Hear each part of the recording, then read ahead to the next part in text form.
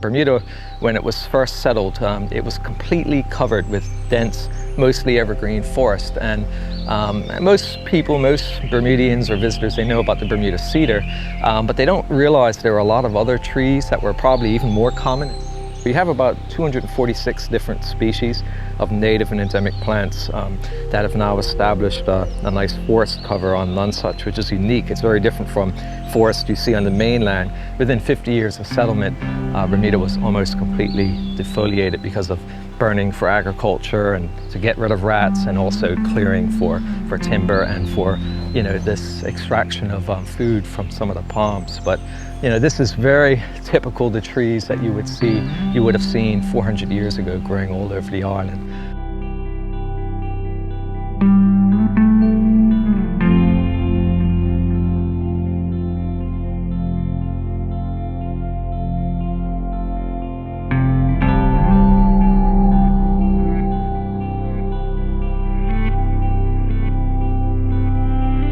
You know, we have a real, I guess you could call it, a government housing program for both Cahows and longtails. The Cahow, or the Bermuda petrel, Bermuda's national bird actually, and it's unique to Bermuda. It's critically endangered, and it's one of the rarest seabirds on Earth. In 1962, there were 18 nesting here. That was the entire world population for that species. And this year we got up to 80. So, you know, it's more than quadrupled the population now. And they like very deep, dark burrows. And what we've done ever since, we've installed nearly 100 of these concrete burrows where we'll dig a trench in the ground with a bend on the end, an enlarged nest chamber where the actual nest is, and the entrance that they actually go in is here. And then they go down this long tunnel around the corner into the nest chamber at the end.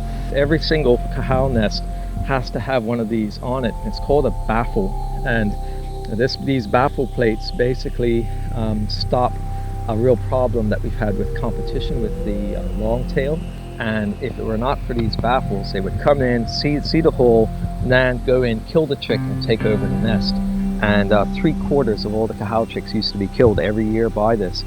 The longtail has a round body like a torpedo, and the Cahow, or petrel, has a flattened body like an oval shape. So there's no way that a longtail can fit through there. It's like trying to put a round peg in a square hole. It just won't fit.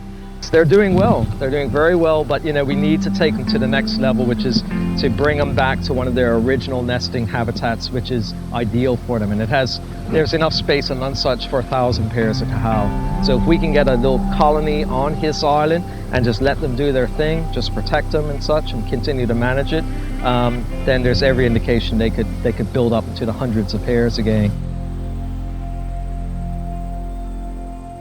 The longtails suffered quite heavily in the hurricanes we've been having over the last 10 years.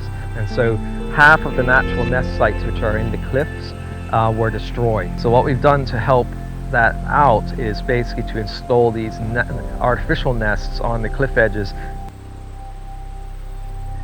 Now this is a long-tailed chick that we've been monitoring literally since 3 days old. As soon as the adult had, you know, gone out to sea to feed it, we started taking it out. We take it out about every 3 days to monitor its development, its weight. I measure its outer wing length, which gives us an indication of its maturity, how far away it is from fledging out to sea or flying out to sea. Measure its bill length. We measure sometimes its tarsus or foot length, and we also fit the band on it. Now this one's already been banded, and of course we'll weigh it. These are artificial nest sites that start as a plastic dome. We call them Igloo Nests, and they can be cemented anywhere in the edge of a cliff or a terrace, and then just disguised with natural rocks to make them, you know, look, you know, to camouflage them a little bit.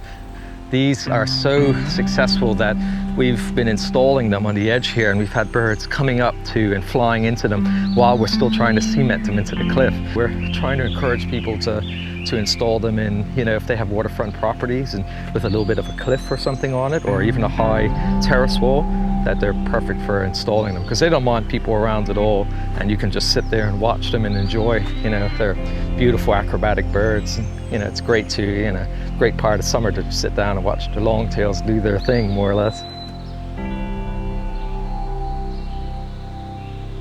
We have, like I said, 240 plus species of plants and animals and such, you know, on here in a very interesting little community, which is unique. And so this is just like what all of Bermuda would look like when the first settlers came here 400 years ago.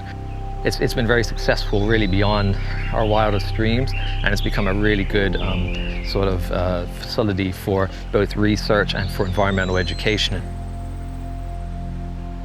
This is one of the real values of Nonsuch, you know, is that we can bring school tours out here and show them some of the plants and animals that they might have in their yard and ones that they would never see, some of the really critically endangered species. This is a refuge for them.